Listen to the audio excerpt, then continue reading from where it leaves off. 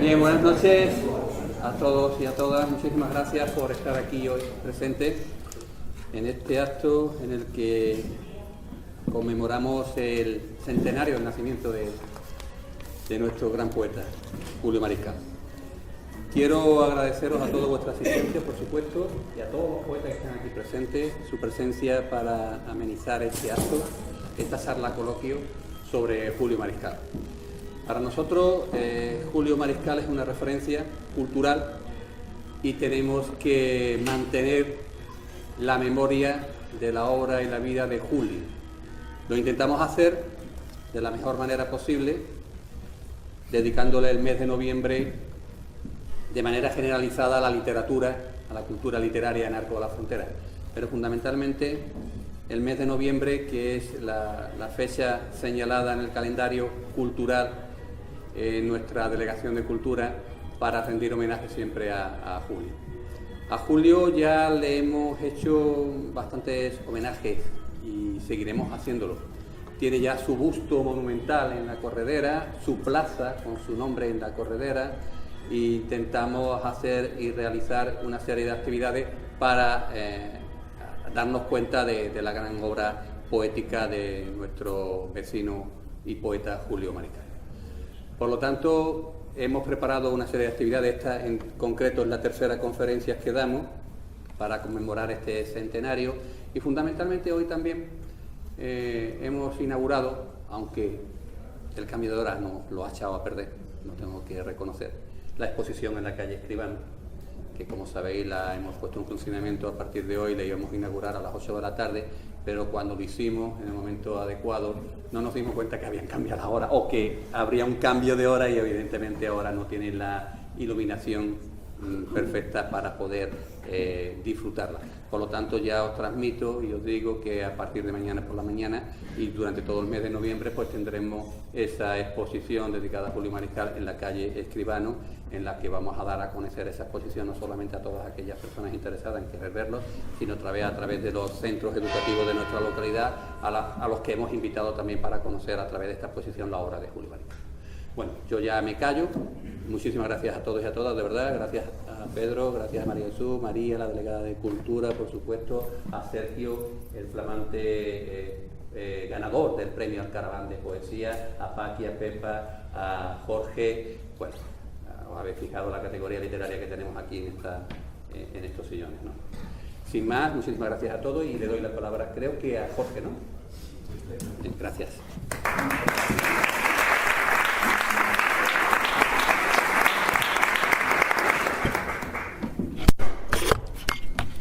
Buenas tardes y en primer lugar, gracias alcalde, gracias María, delegada de Cultura, Pedro y todos los que estamos aquí compartiendo este centenario maravilloso de Julio, este espacio tan precioso, este cielo que nos ha acompañado hoy de otoño, de noviembre.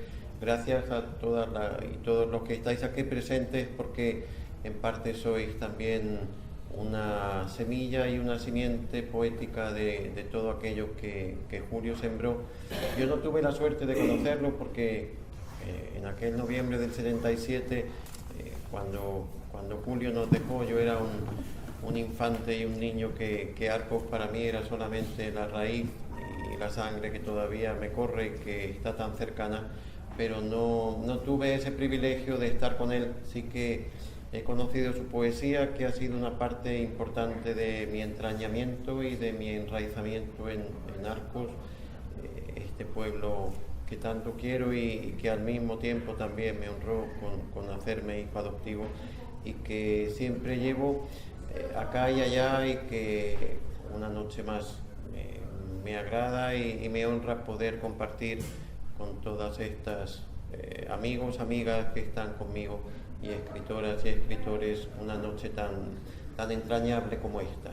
Yo creo que Julio es parte de nosotros, es parte de la poesía, es parte de lo que hemos aprendido, y también en su ejemplo, en su devoción y en su forma de entender este arte y este género sagrado que él hizo grande, y que por supuesto, al que nos comentaba nuestro alcalde, en el año 99 estuve el honor y me honra haber estado en ese busto en la calle Corredera que acompaña a esos penitentes de la Semana Santa y que siempre que pasamos cerca, y todos los que quisimos y queremos a Julio por su persona y su poesía, pues es hermoso saber que está allí y que está con nosotros en cada paseo.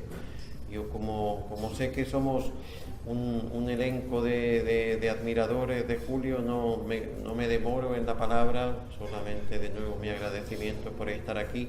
Yo vengo de Madrid, pero los kilómetros se hacen mucho más cortos cuando la poesía nos acompaña, así que un placer. Y como digo, solamente con la palabra de Julio y sus versos, que voy a dar lectura a un precioso poema que se llama María, que está integrado en su libro Corral de Muertos, y ahora comparto con todos vosotros para que tengamos a Julio tan cerca. Coste que eso de empezar yo el acto es por el orden de la escuela, que por eso de apellidarme por la A, entiendo, pero no es otro privilegio, pero un placer. Dice María, es un poema dedicado a José Luis Tejada, gran poeta también andaluz y gaditano, y dice así: se llamaba María y pienso ahora que le iba bien el nombre, porque era hormiga de azafrán y artesa y se daba a cantar, pero mientras cosía la encontrábamos siempre entre cosas sencillas, el café a medio hacer, el cuarto de la plancha. Mis hermanos ya hombres le pedían camisas, pellizquitos de ahorro, pañuelos y consejos. Llegó a mis 7 años con sus manos pequeñas, como 2 robles hechos para mis diabluras, con sus manos de azúcar y sus maravillosas historias para el negro lobo de mis insomnios. Se fue para siempre ya el corazón de marzo, tirándole chinitas a la primavera, mientras yo que trepaba por la parra del curso, resbalando en el cálculo, cayendo en la gramática, ahora entre las lluvias de invierno sobre invierno, viene a la memoria una carta de entonces, pues María la pobre, en fin, era tan vieja, pero no te disgustes, tú no dejes los libros. Y yo entonces, María, ahora sí que me dueles, que me vienes doliendo en la mejor nostalgia, ahora sí que tus manos que andarán por estrellas, por arcángeles niños, de cometa y peonza, son de verdad os robles para la diablura de traer a tu fosa aquellos años rubios. Ahora sí que, María, son tus manos de azúcar para este inevitable acíbar de ser hombre. Muchas gracias.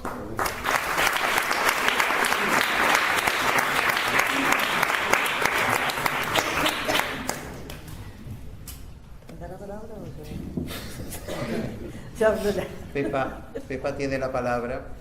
Por orden alfabético. Bueno, pues buenas tardes. Me ahorro el protocolo de saludaros porque ya os he saludado personalmente a casi todos. Lo primero que quería decir es que cuando yo crecí en una casa donde los libros estaban encerrados con llave, bajo llave. Entonces los niños, como yo, leíamos cuentos, todos los cuentos que caían en nuestras manos, por supuesto. Si no eran de mi casa, pues de la casa de la vecina de enfrente, que era hija única y tenía todos los cuentos que querían. No era como en mi casa, había tanta gente.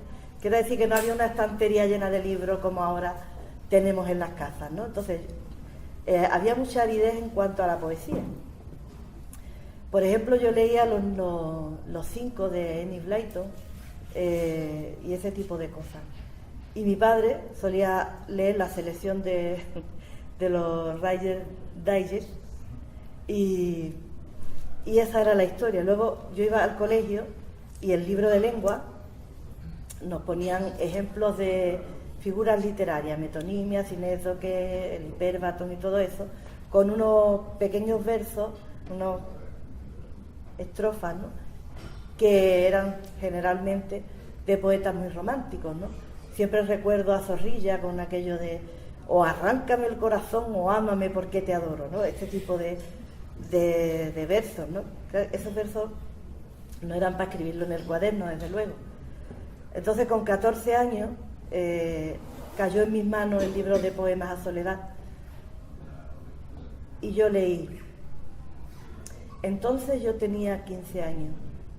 Mi mano aún no apretaba esa moneda que nos ata a la tierra y mi alma era fresca, sin estrenar, como la primera mañana del mundo. Y yo pensé, pero este hombre, ¿por qué escribe lo que yo siento? O sea, yo era una adolescente que de pronto me vi reflejada en un poema. Mis sentimientos estaban ahí. Y claro, me picó muchísimo, por supuesto que me leí de memoria, me sabía de memoria el libro, lo copiaba en mi cuaderno, me iba a la azotea y me dedicaba a espiar a Julio Mariscal, porque yo lo que quería era hablar con ese hombre, decirle, a ver, aconséjeme lectura, corríjanme estos versos, esas cosas que uno piensa cuando... Pero claro, yo era muy tímida y yo nunca me atrevía, era un día detrás de otro, lo espiaba, bajaba con mucha parsimonia la cuesta de Belén, subía a la corredera. Cuando ya pasamos al instituto, que yo ya tenía 15 años, pues en el instituto venía por la tarde, venía andando y en el terraza estaba siempre sentado o solo o con alguien hablando, pero casi siempre solo, con un montón de tazas de café vacías, porque él tomaba mucho café, y estaba allí sentado con su cigarro, su sello, mirando así sus gafas de sol, y yo decía, de hoy no pasa, o de mañana no pasa, pero nunca podía. Así un día detrás de otro, hasta que llegó noviembre del 77, y claro, yo ya tenía 16 años, y de tanto no pasa, se murió Julio y no pude hablar con él y decirle lo que yo quería decirle. Así que cuando murió me impactó muchísimo. Por supuesto que acudí a todos los homenajes que le hicieron. Yo me acuerdo perfectamente de homenajes que se hicieron en el Salón Cultural San Miguel, y también en el Teatro Olivares Bea, de poetas jovencísimos entonces, como Ripoll, Fernández Palacio, Rafael de Cózar, Paco Bejarano, y había un elenco de poetas que no solamente recitaban a Julio, sino que además recitaban cosas suyas, con lo cual ya nos picaba la curiosidad de aprender también de esos otros poetas. Tenía yo la oportunidad también, ya en el instituto, de tener un aula, el aula de literatura Antonio Machado, de las librerías, por ejemplo, empezaron a llegar libros, porque ya estábamos en la transición, libros que no habíamos podido leer antes, de Juan Ramón Jiménez, de Lorca, de Blas de Otero. Y pasado el tiempo, leyendo yo cartas y cosas de Julio, pensaba, hay que ver que Julio decía, el cuadrado mágico de la poesía andaluza son Juan Ramón Jiménez, Antonio Machado, Federico García Lorca, que él lo admiraba muchísimo, y Rafael Alberti, que eran los poetas que yo estaba en aquel momento leyendo, ¿no? Cuando yo empecé a leer poesía, yo me acuerdo que me iba a la biblioteca pública a leer el diario de un poeta recién casado de Juan Ramón Jiménez, porque me lo quería leer todo, ¿no? Todo lo que caía en mis manos de poesía. Y Julio Mariscal, por ejemplo, cuando yo vi que tenía una dedicatoria a Blas de Otero, me preocupé de leer a Blas de Otero, porque además él decía, Julio Mariscal decía que Blas de Otero era un poeta profundo, que le encantaba, pero qué pena que no era andaluz, decía. Podía haber sido andaluz. En fin, lo que quiero decir con esto que hemos tenido la suerte de conocerlo, aunque no como hubiéramos querido, ni ser alumna de él como hubiéramos querido, que se han publicado, es verdad, buenas antologías de Julio Mariscal y obras completas de Julio Mariscal, pero que yo, para cerrar mi minuto, pienso que todavía queda por publicar las cartas que Julio Mariscal él tiene una correspondencia con Caballero Bonal, con Fernando Quiñones, con Pilar Paz, con José Luis Tejada, con un montón de poetas, y en ahí ejerce él su magisterio muchas veces, copia los poemas que le gustan para que los demás también lo puedan leer. Y sobre todo tiene un alumno que, si hay tiempo ya hablaremos de él, o en otra ocasión, que es Basayote, que bueno, con 16 años empieza a cartearse con él. Y es interesantísima toda lo que le cuenta él a Basayote de su vida, sobre todo de sus gustos literarios.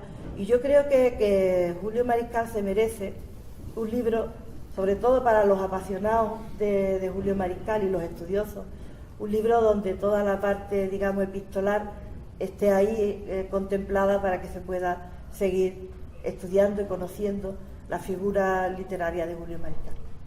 Y con esto le doy la palabra a mi compañera Paquita.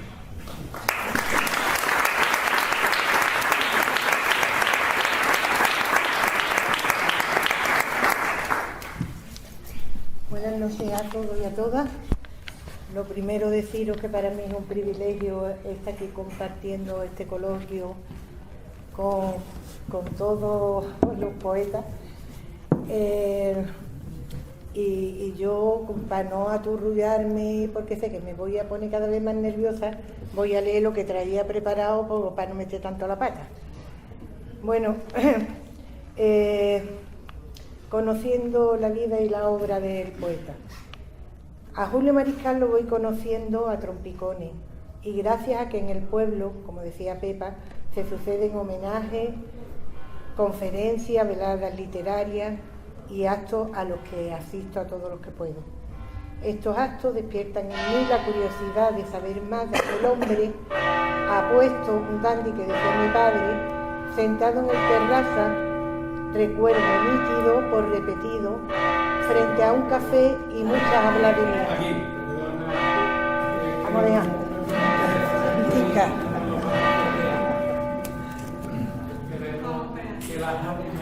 Ay. Bueno, entonces decía que yo conozco a Julio Mariscal a trompicones.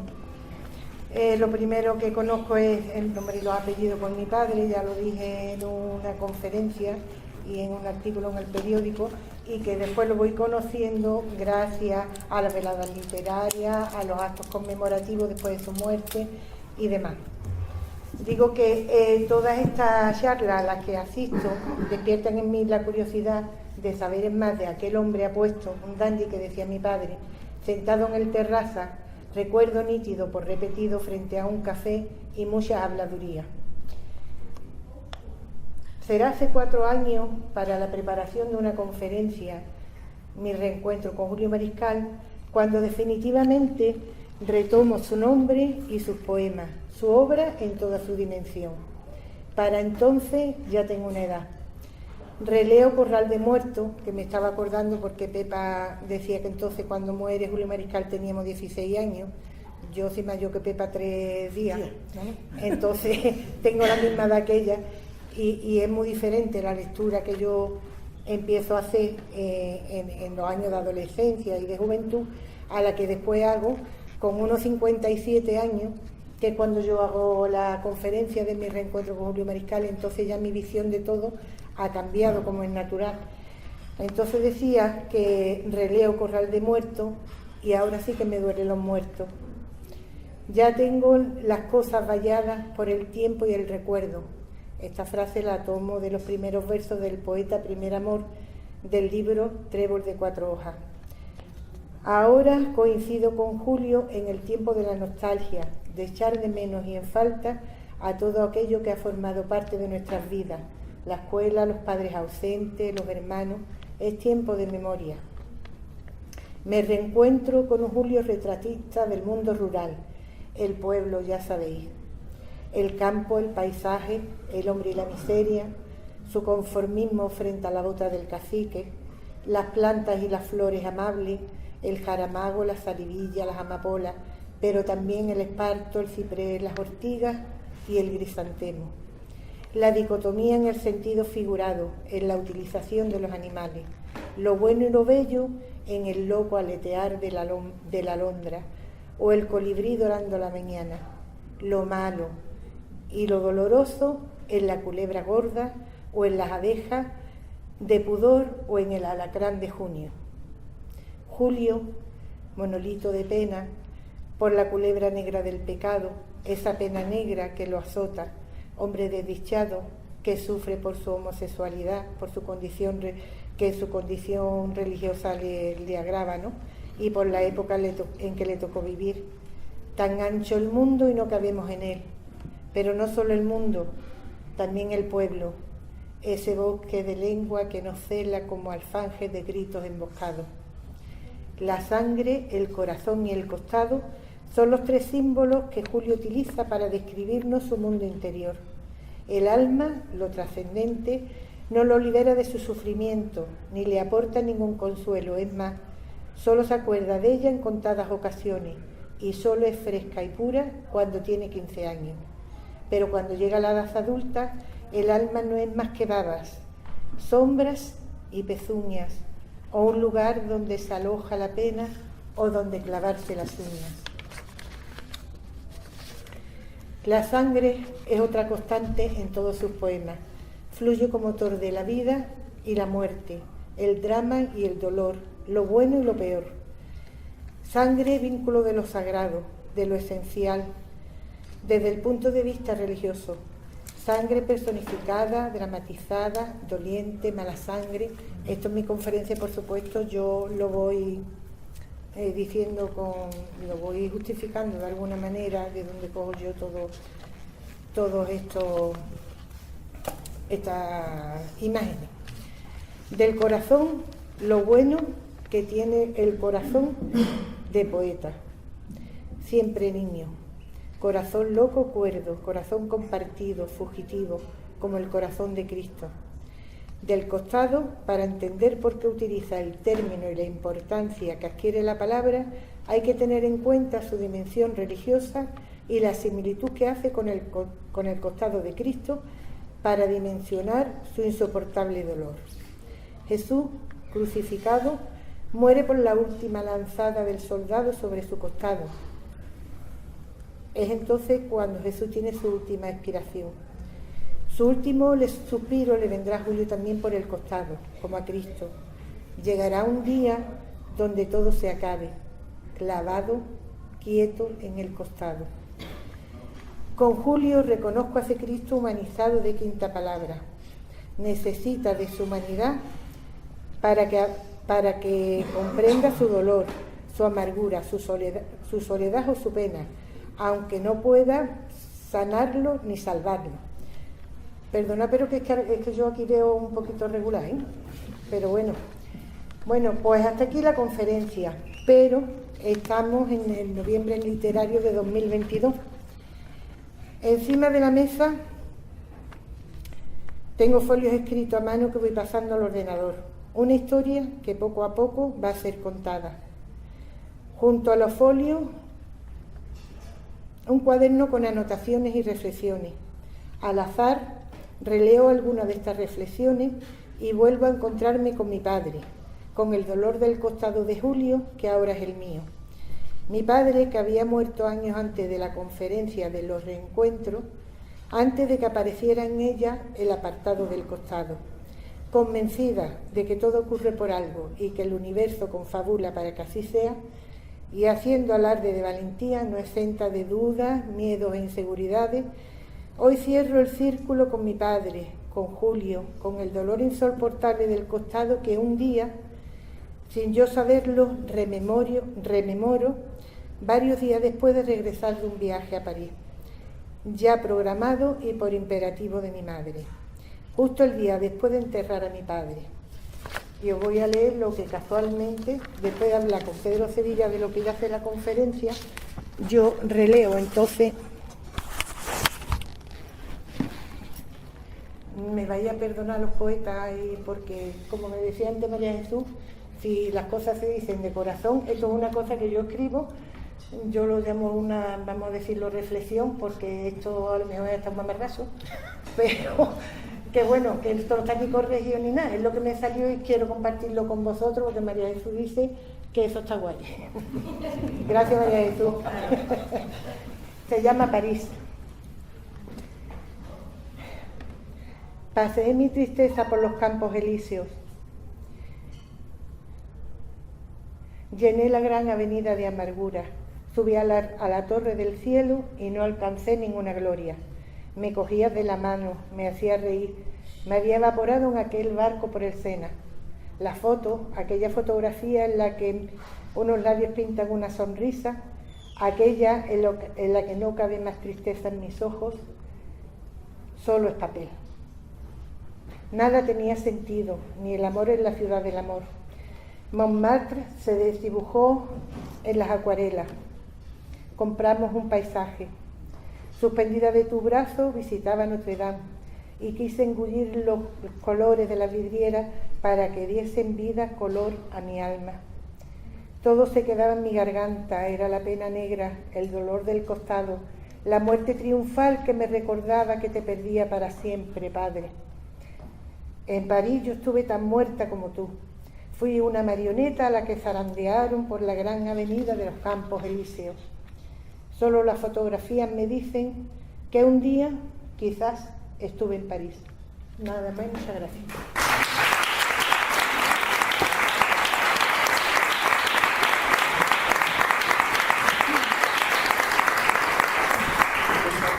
Ay, perdón.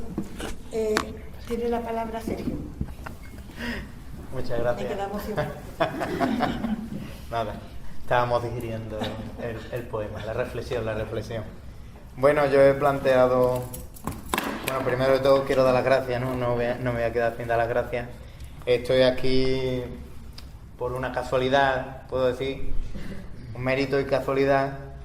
El mérito por el Alcaraván, que doy las gracias al Ayuntamiento por seguir manteniendo vivo después de tantos años, 69 ediciones ya, y la casualidad de coincidir con este año de julio.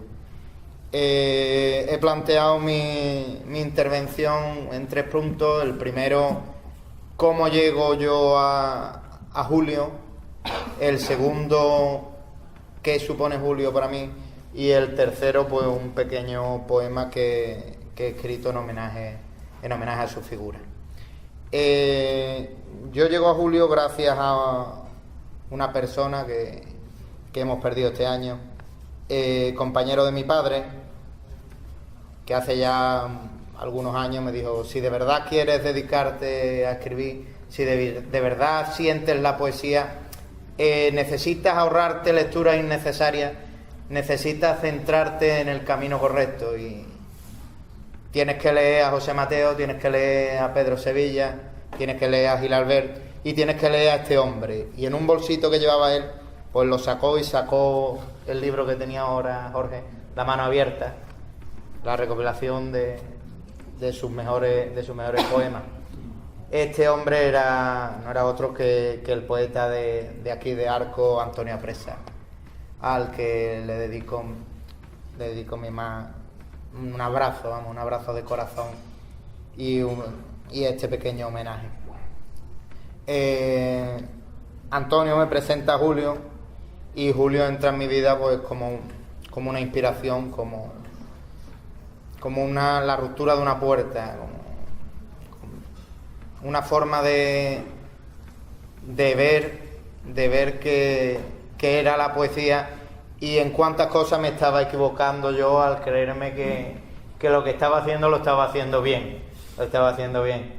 Entonces de los primeros poemas que leo fue Ciprés, que me marca para siempre, y que es con el que comienzo el poemario del premio Alcaraván, con esos versos de: aquí donde los hombres se han tendido para olvidarse dentro de su muerte.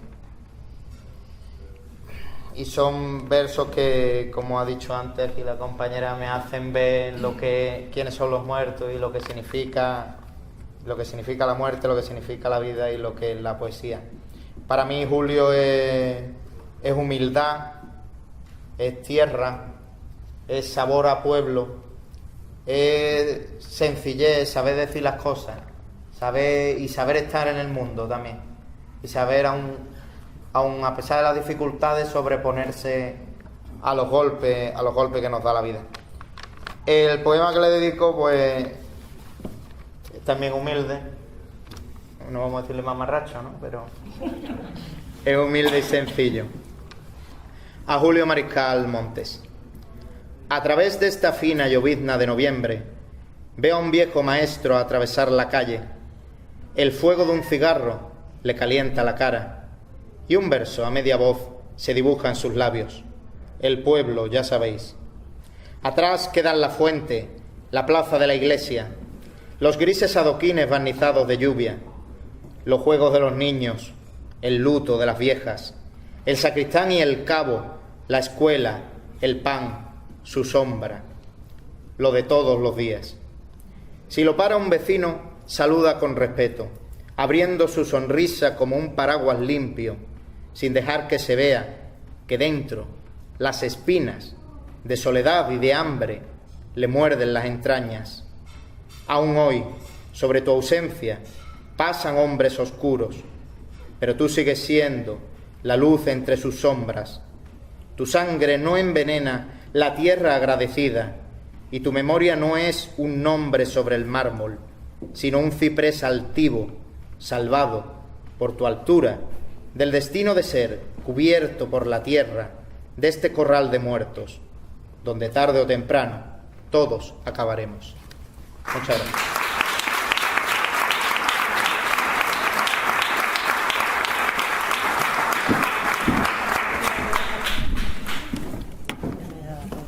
Y paso la palabra a María Jesús. Gracias, no me acordaba, me tocaba, digo, le toca. Sí, yo tampoco. Bueno, buenas noches y muchas gracias por vuestra compañía, si no esto no tendría sentido. El recuerdo de Julio Mariscal es cuesta a trabajo ya contar cosas que no se hayan contado, decir cosas que no hayamos dicho, y la verdad que me ha costado un poquito enfrentarme a este rato por eso, porque es más, en el artículo que escribí para este aniversario, lo que hago es retomar cosas que ya se han dicho. ¿Cómo conozco yo a Julio Mariscal? Pues por una pura casualidad, que tiene la culpa de que yo esté en Arco cuando me quería ir al mar, me quería ir a mi tierra y aparezco aquí como maestra y el azar pues me hace que me encarguen un trabajo sobre Julio Mariscal en la facultad. Yo estaba estudiando filología y es en el Colegio de las Nieves, el Colegio de las Nieves era mi destino. Luego yo pienso que todo fue una confabulación astral, no sé cómo ocurren las cosas, pero bueno, que estoy aquí y que Julio Mariscal pues tiene la culpa de alguna manera. Siempre he pensado que esa persona tan tímida, tan huraña incluso, ¿no? Y tan en principio con graves problemas para relaciones sociales y eso, no podía imaginarse que iba a ser el núcleo vertebrador del nuevo grupo poético que salió después del grupo Alcaraván, que fuimos Calima, y que seguimos, fue lo que nos unió, independientemente de todo el trabajo de los poetas mayores, ¿no? Como Cristóbal, eso, todo el grupo Alcaraván que nos reunió, pero Julio nosotros seguimos reconociendo que fue nuestro núcleo vertebrador. Decía Manuel Mantero que Julio es el poeta de la emoción, y quizá eso es lo que pienso, que cuando alguien dice que es el poeta de la emoción, la palabra emoción define un artista, porque tú puedes tener una técnica magnífica, pero ser frío. Si llega es porque hay emoción, ¿no? Cualquier arte. Y yo tengo que reconocer que lo que me sucedió aquí, aparte de quedarme en Arco y de llevar ya casi 40 años, lo importante para mí fue, cuando yo ahora reflexiono, es que me hizo tener conciencia de mi vocación poética. No solamente Julio, también por supuesto las circunstancias, el grupo que se crea, todo lo que nos rodea, pero la lectura de Julio me traspasa, me hace descubrir en la forma, en la fórmula, también cosas nuevas, me hace descubrir cómo se puede tener un estilo más directo. Cuando en la juventud tendemos mucho más a más retórica, más metáforas muy crípticas, muy difíciles de averiguar, y ver cómo, aparte de otras lecturas que tenía yo, pero claro, ese lenguaje tan directo, usando términos coloquiales, utilizando términos del campo, los temas incluso en los que le inspiran a él, que le hacen escribir, todo eso me descubre muchísimas cosas, y así voy descubriendo, gracias a la gente que me rodea también, pues los distintos libros de Julio Mariscal. Decía que es el poeta de la emoción, como decía Manuel Mantero, y también eso me lo demostró en un ámbito muy complicado, en la ponencia que compartí con Paqui. La quise basar en una experiencia como docente, donde yo a los niños siempre he intentado llevarles lo que es el afán creador, que descubran, incluso tienen facetas creadoras que no lo saben, ellos tienen imágenes muy frescas y no son conscientes, pero no me quiero entretener en eso porque si no me voy. Pero sí es cierto que conseguí que algunos poemas, evidentemente estoy hablando de niños y ya sabemos que hay una distancia de lo que estoy hablando, de los contenidos y los poemas de Julio Mariscal y lo que son los niños, pero haciendo una selección incluso de imágenes sueltas, no tienen por qué ser poemas completos, los críos llegaron a sentirlo y hicieron sus propios poemas sobre Julio. No sé, es un trabajo, por supuesto, de la pasión que tiene que tener el docente para transmitir las cosas, pero si no hay materia ahí, no habría conseguido lo que yo vi, la respuesta en los críos. Otros aspectos que he tocado de Julio, pues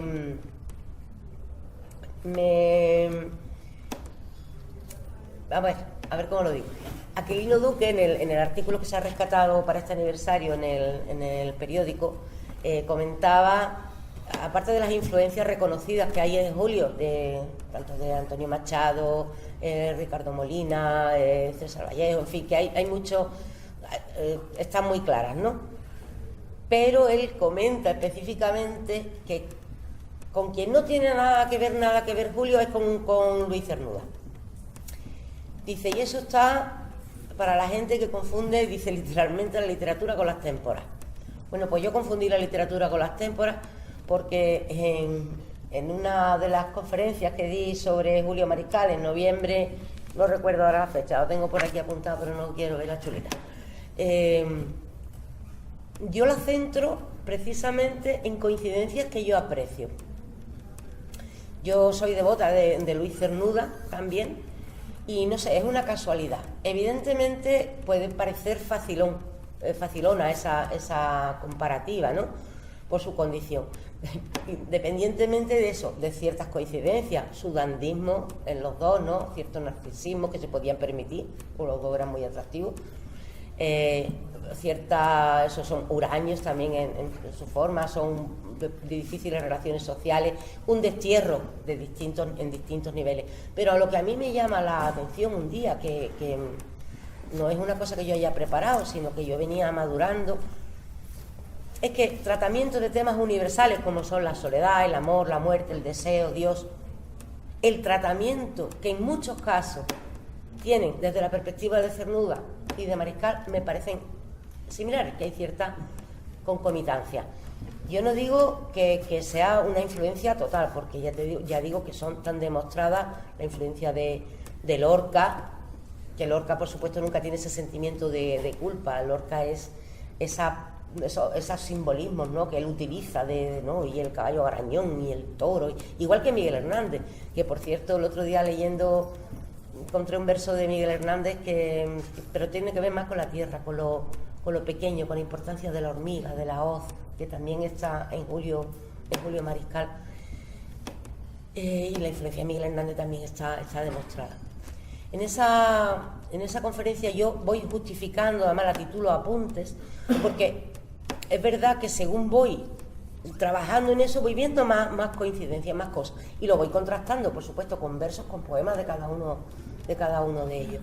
Se me quedó ahí como un trabajo, unos apuntes, pero que evidentemente que Alberti, Machado, Lorca, todos influyeron. ¿Por qué no iba a conocer a Cernuda cuando tenía a don Higinio Capote aquí, que era amigo personal de Cernuda, y Manolo Capote, su hijo, ¿no?, que podía haberlos puesto en contacto quiero decir, por lo menos en contacto con la literatura?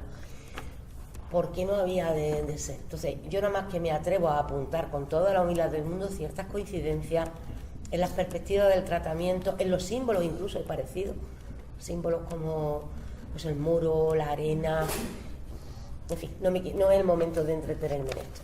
Y para terminar, hablando de que efectivamente la emoción es lo que te hace que te llegue, y como todos mis compañeros me dejo muchas cosas, pues yo que soy muy tontorrona y me emociono también con nada, pues un par de veces, y digo, es verdad, fue un par de veces, una fue aquí en el Mayorazgo y otra fue en Espera, recitando unos poemas de tierra, pues metí la pata y me puse a llorar como una tonta. Entonces, que me emocioné mucho yo, y hice un día un poema donde reflejaba ese momento, y con esto acabo mi intervención. Quise en voz alta leer tu causa, vocearla en la plaza pública. Subí en tu nombre, responsable y seria, a la tarima con que se enceran los eventos, para desatar tu punzada y abrir con mi garganta tu historial de lengua mordida. Quise esparcir como arroces de boda la oscuridad y la tierra de tus esquinas entre la atención de tus convecinos. Empecé a pulsar tus palabras despacio, contenida, complaciéndome en el timbre templado y redondo de mi proclama. Mas quizá el aire fue ensanchándose, o alguien pegó su oreja a mi latido. No sé, la mano sobre mi hombro, tus versos se me fueron apretando, alocados. Tus versos que ya hacía rato andaban recitándome, y me tembló la voz, pues yo ya me sabía esos abriles y las culebras gordas de la ausencia y el amor como viento y dalia herida. Y entonces hube de saldar mi descaro cubriéndome con las manos la cara. Me fuiste ahondando en tierra la boca y ya se estaban dando cuenta todos tus convecinos. Buenas noches.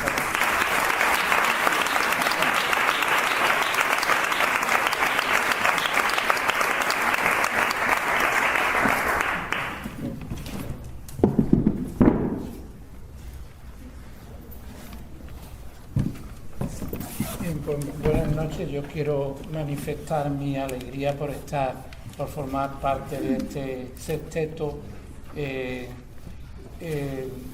Nos une a todos, aparte de los lazos irrompibles de la amistad, nos une la pasión por la vida y la obra de Julio Mariscal, así que estar con ellos pues como estar entre hermanos.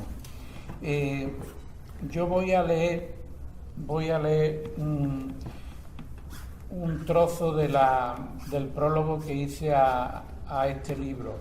Este libro es La mano abierta y es una antología que preparó el poeta jerezano José Mateo para la editorial Renacimiento, y José Mateo me pidió que yo prologara esta antología. Entonces yo lo tuve claro, porque iba a contar lo que, con vuestro permiso, con el permiso de ustedes, voy a leer ahora. Y voy a contar, y conté en este libro, una historia muy parecida a la de Pepa Caro, que ya mientras lo estaba hablando, ya lo hemos hablado en infinidad de veces, pero es una historia paralela y es prácticamente idéntica, ¿no? Es la historia de un adolescente que se queda embelesado con después de leer unos versos de un poeta, que luego conoce físicamente a ese poeta y se enamora de su porte varonil, de su dandismo que ha hablado María Jesús. Y bueno, fue una fijación que todavía me dura. Yo siempre lo digo porque es verdad, yo no soy un estudioso de la obra de Julio Mariscal, yo no entiendo mucho de Julio Mariscal ni de su obra. Yo lo que pasa es que cuando leo a Julio Mariscal me emociono hasta las lágrimas, porque yo no he visto una poesía más auténtica y más verdadera. Pero yo no la entiendo ni yo puedo explicar, o sea, que no me llamen de ningún sitio para hablar porque no lo sé. Yo únicamente sé sentir esa poesía como algo palpitante y algo vivo. Bueno, pues voy a contar la historia yo veo bien, gracias. La historia de ese adolescente que era yo, que venía desde la calle del Molino al colegio de Las Nieves, lloviendo o venteando, porque quería ver a Julio Mariscal. La lluvia cae con suavidad, con obstinada lentitud, deliciosa y monótona como una tarde de costura. Llueve en el tiempo, como siempre. Llueve, sin duda, en el pasado, y un hombre abre el paraguas rotundamente negro al salir de la escuela. A su espalda, en el patio de columnas, como era en un principio, como en su infancia, cuando todo estaba ileso, sin estrenar, se oye el cansino murmullo del agua en las gargantas de lata de los satanores. Llueve en el pasado, llueve la misma lluvia de los iniciales años 30 al salir de la escuela, al salir de este colegio de Las Nieves de Arcos de la Frontera, donde estudió de niño, cuando no existía el tiempo y el mundo era una fábula, un rum rum de franelas femeninas y una casa espaciosa, puntual e inefable. El hombre se para bajo el dintel de la puerta, ya con el paraguas abierto. Parece dudar entre salir a la calle o permanecer allí, alimentando su tristeza y su nostalgia bajo la fachada dieciochesca adornada con un artístico escudo de la nación española. Se decide a salir y con paso elegante, con esa elegancia natural que a veces se da en los pueblos, alejada de escuelas y protocolos, se dirige a un pequeño café de la calle Boticas, una arteria del casco antiguo que une las iglesias de Santa María y San Pedro, que lleva las noticias de una feligresía a otra. Aunque el trayecto es corto, se cruza con alguna muchacha que bajo un paraguas primaveral pone en la tarde una nota huidiza de bella discordancia, o con un arriero, uno de los últimos arrieros, que conduce a sus asnos apresuradamente para quitarlos de la lluvia. El hombre entra en el bar. El hombre es moreno y viste un traje oscuro, impecable. La camisa es blanca y la corbata negra. Todo en la tarde es blanco y negro. Todo es de otro tiempo. Todo menos la muchacha que ha pasado momentos antes con su paraguas azul, enigmática como una primavera. El pequeño café lo envuelve en su cálida penumbra. El hombre es muy moreno y fuma. Enciende un cigarro negro y lo mantiene entre sus labios carnosos, voluptuosos, displicentes, desamparados y lascivos. Se mueve con mucha parsimonia, con la parsimonia de los que van de vuelta, de los que saben que están viviendo sus últimas lluvias. Tiene 54 años, nació en 1922 y está lloviendo sobre el tiempo, sobre una tarde otoñal de 1976. Se sienta en una mesa redonda de mármol, una mesa para dos de un café de pueblo. Posa sus manos sobre el frío de la piedra como para acostumbrarse a la temperatura de la muerte y coloca el cigarro en un cenicero de lata gentileza de Cinzano. Pide un café solo. Ya ha tomado otros 3 o 4, uno inmediatamente después del almuerzo y los otros durante las clases. Siempre hay un alumno voluntario para ir al casino a por un café para don Julio.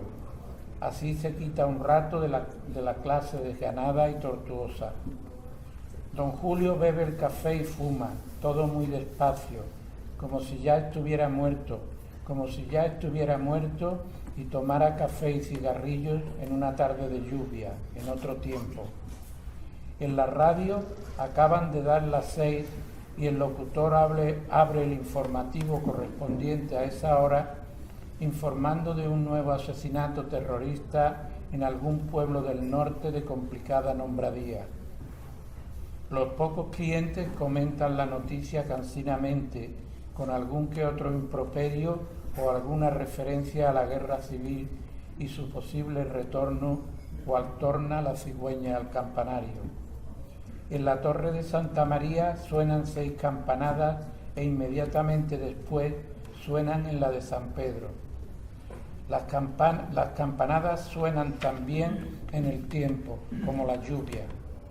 Dan las 6 en la torre de Santa María y de San Pedro porque hay un solo Dios, pero con 2 relojes diferentes. El hombre pide otro café y el dueño, que anda ocupado en otras cosas, le dice al aprendiz que le lleve un café a la mesa de don Julio Mariscal. Don Julio Mariscal fuma como fuman los muertos, haciendo metáforas con el humo, y construye un poema mentalmente. Un poema sobre el amor perdido, sobre el tiempo cerrado, sobre los pudrideros de la memoria. Ha renunciado a todo en la vida, excepto a recrear, a salvar del olvido un pasado ideal que es ideal solo porque es pasado. El pasado es la única patria de Julio Mariscal Monte. La tarde se va cerrando y la lluvia se torna negra e íntima. Don Julio se levanta como se levantan los muertos, paga los cafés, aplasta la colilla sobre el cenicero de Cinzano y sale a la calle abriendo su paraguas, negro y brillante ahora bajo la luz del alumbrado público que acaba de encenderse.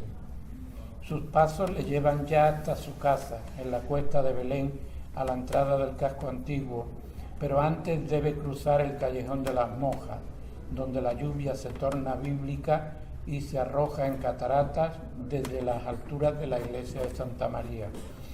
En esta secuencia de una de las últimas lluvias del poeta arcense Julio Mariscal Monte, no vemos, porque disimula y se esconde, a un muchacho que lleva rato apostado en un portal para ver salir al poeta, para mirar su altura de chopo herido, para sentirse cerca de él y apropiarse de su dignidad, de su dolorida belleza. Quiere ser como él, sufrir tanto como él y escribirlo luego en poemas iguales que los suyos, en poemas llenos de dolor y de emoción y nostalgia como los que ha leído en Poemas a Soledad, en Corral de Muertos, en Poemas de Ausencia. El muchacho anda bajo la lluvia, sin paraguas, con una chamarreta azul que acompañó toda su adolescencia y como el agua le golpea el rostro, aprovecha para llorar, para llorar recitando en su memoria versos de muerte y olvido, como los del poema Rosario Atienza. El muchacho no sabe que al año siguiente, noviembre del 77, con la misma chamarreta azul, bajo la misma lluvia y con lágrimas más sinceras, acompañará a su maestro hasta el Corral de Muertos, donde tiene su hogar definitivo, entre cal y ciprés. Gracias.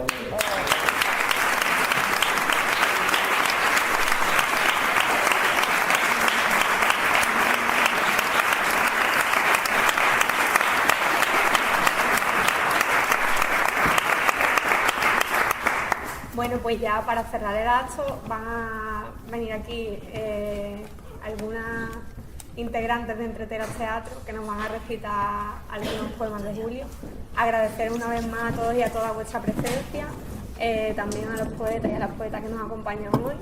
Y recordaros que bueno, que Noviembre Literario acaba de empezar, que todos los jueves tenemos actividades, además desde el Instituto Alminares, desde el Colegio de las Nieves, y estamos intentando gestionar con otros colegios e institutos también. Vamos a hacer actividades en torno a la figura de Julio. Y bueno, quedáis invitados a todos. Recordaros también que el concurso de poemas ilustrados todavía estamos en plazo para presentar las obras. Las bases están en la web del ayuntamiento, si alguien tiene alguna duda puede consultarlo en Cultura.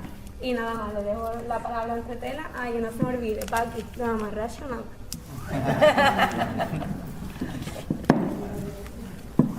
Voy a leer un poema de Morales de 1953. Fosa común. A Blas de Otero. Estoy sobre vosotros, los baldíos, fosa común, desván del pudridero. Olvido sobre olvido, sobre vosotros, los sin esas cruces, los sin esas campanillas locas del recuerdo, los más muertos de todos. Estoy sobre vosotros. Tierra otra vez, barbecho sin un cargo de equilibrio, sin un esposo o madre que os ampare. Sobre vosotros digo, pisando vuestros sueños, vuestras ansias calientes todavía, aferrada a un junco o a un arado. Y aquí, sobre vosotros, mientras florece esta almáciga de olvidos, os digo que quizá vuestro silencio me clame con más fuerza, me grite más enorme que el mármol y el puñado de alevíes.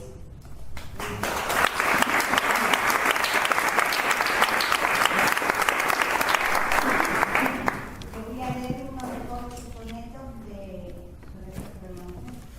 1911.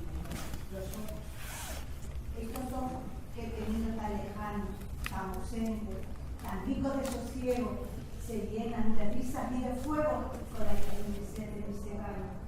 Estos ojos que os digo, meridianos de sombra, de luz, y ahora imposible fue, les llenaban de risa y de fuego con la terrible sed de mi serrano. Estos ojos que os digo, meridianos de sombra, el secreto de este ruego que se me escapa ahora de las manos. Estos ojos que os digo, aire vacío, muertos por la flor, si los sonrojos de la luna nueva total de su mano. Estos ojos que fueron míos y que ya no son más que los despojos con una oscura pasión desaforada.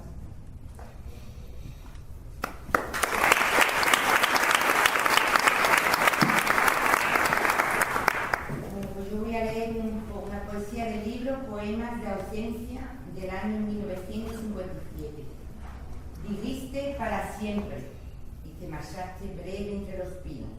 Y yo, Dios mío, me iba preguntando, ¿qué haré con tanta tarde entre las manos? ¿Qué haré cuando me enrede entre las horas? Cuando las estrellas claven en mí su nombre, ¿qué hará, corazón mío?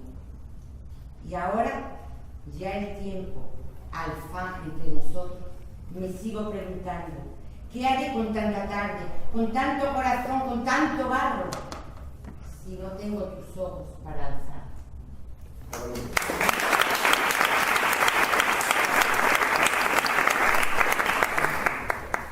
Bueno, pues yo voy a leer La escuela, del libro Trébol de 4 hojas, de 1976.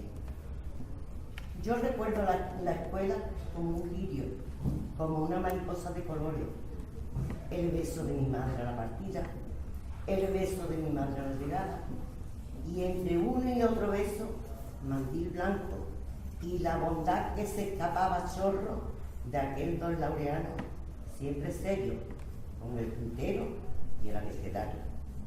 Horas y horas de quietud, los ojos en un libro de texto, en un cuaderno, mientras que fuera zumbador alegre la abeja del verano y las acacias.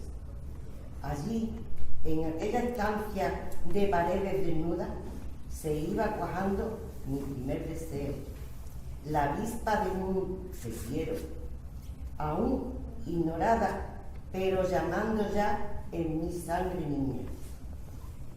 ¿Qué puedo yo deciros? por Dante, la pelusilla roja del estío, y otra vez el puntero y la geografía, y el 2x2 y aquel don Laureano. Ahora yo os evoco con tristeza, os clavo mi sangre tan vencida, días azules de mandil, de besos, y otros, y os traigo aquí para encontrarme al menos puro y sin hiel, siquiera unos segundos.